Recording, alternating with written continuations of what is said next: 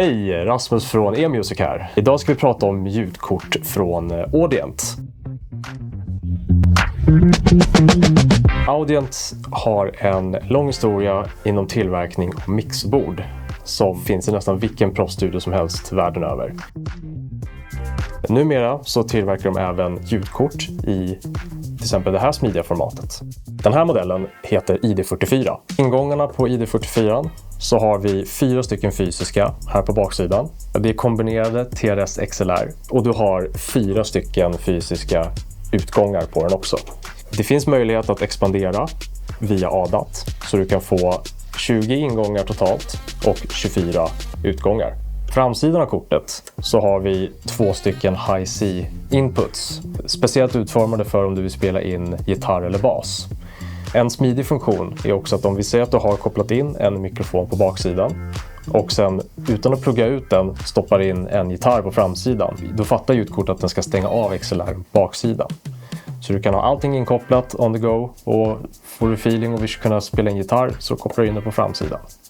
Tittar vi på ovansidan på kortet, om vi börjar uppifrån och ner här så har vi gain högst upp, sätter ljudnivån för varje kanal. Du har fantommatning, 48 volt, pad som dämpar signalen med minus 10 decibel och så har du en low cut, ett filter längst ner här som du kan använda. Och om vi rör oss till den högra sidan av ljudkortet så hittar vi de globala kontrollerna där vi har volymratt, du har funktionsknappar här där F1 är som standard då monolyssning.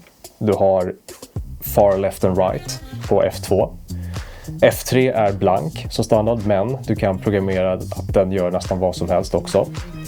Du har en dedikerad talkback-knapp för om du vill koppla in en mikrofon och kunna kommunicera med om du spelar in. Och sen så har du även en cut som stänger av allt ljud direkt på ett knapptryck. Du har en dim som dimmar ner eller dämpar ljudet ut.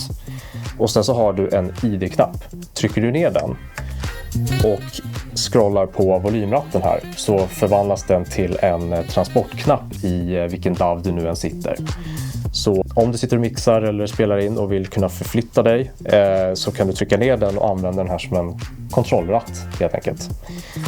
Och en väldigt lyxig sak med det här ljudkortet är att du har 2 hörlurskanaler och du har även 2 separata hörlursvolymer för den.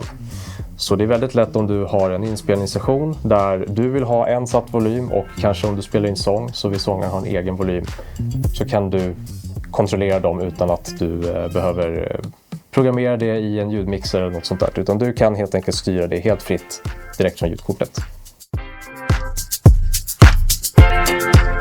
ID44 är ett av 5 ljudkort i Audients ID-serie där det mest budgetvänliga alternativet är ID4.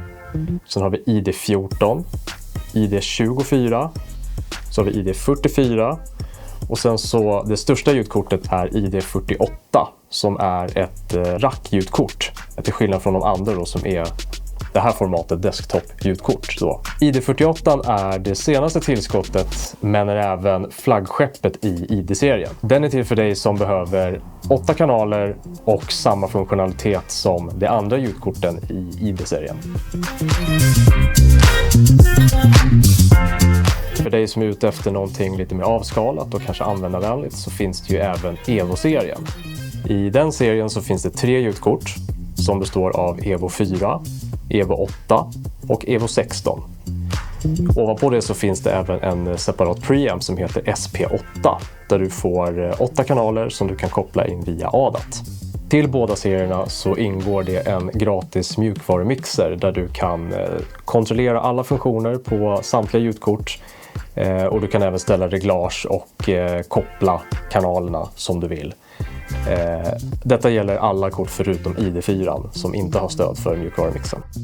Så är du ute efter ett ljudkort med preamps i världsklass som är välbyggt, som har en mängd med smarta funktioner och allt detta då till ett väldigt bra pris, kolla då in Audients ID och Evo-serie.